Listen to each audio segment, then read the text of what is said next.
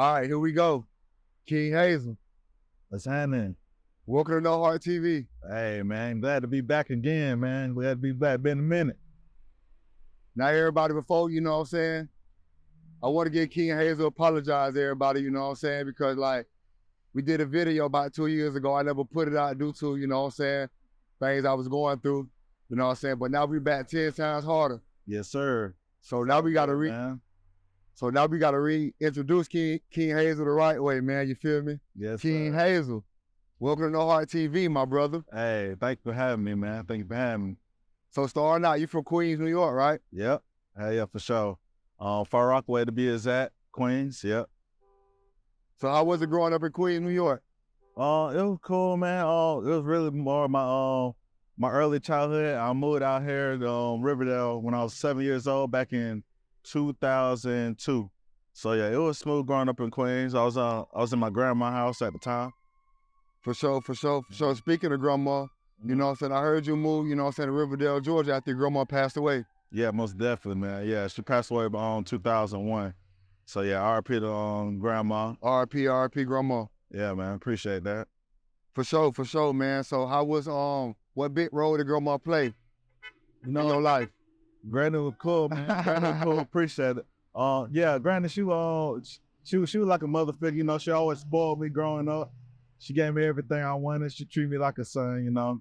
And yeah, she pretty much spoiled me rotten, man. So I want nothing under the sun I couldn't have, man. So yeah, man, I love grandma to death, man.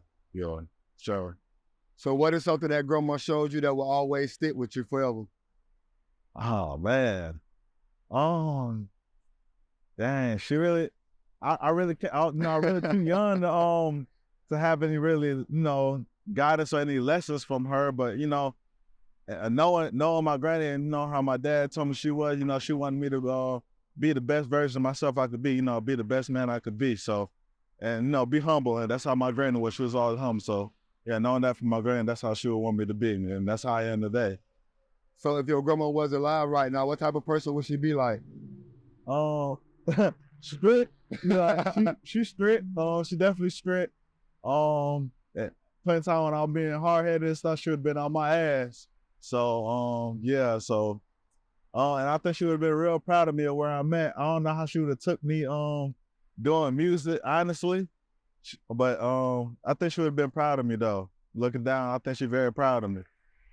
So, like, when you say, like, you know what I'm saying, the music-wise, you know what I'm saying, like, what you mean by, like, you know what I'm saying, the lyrics or, like, stuff you rap about or, like, you know what I'm saying?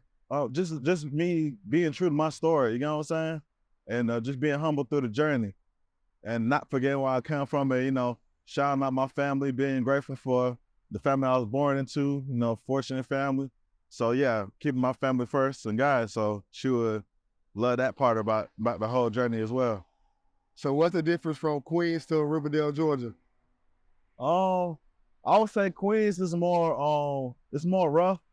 Not taking anything from Riverdale, but it's more wild than Queens. I ain't gonna lie, it's actually a hood. So I moved up out of that and moved really to a suburban area. You know, Riverdale got its hood days too, but I feel like if I would grew up in Queens, I probably had a different life out there. I had to grew up even faster than I did out here.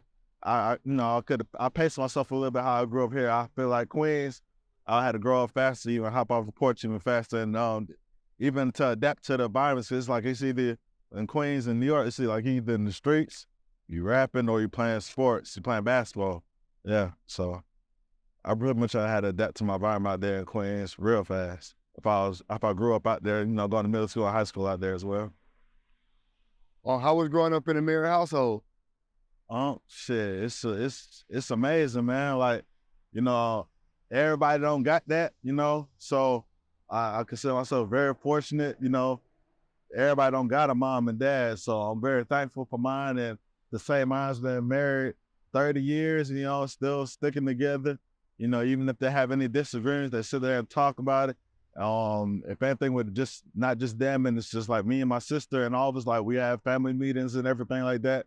So yeah, like we a family that pray together and stick together for sure. That's real good, bro. That's real good to see. You know what I'm saying? So, and you know, they need to normalize that more in the Black community, right? Like, you know, it's a lot of broken families out here. Correct. Yeah, so I I'm very lucky and fortunate for that life.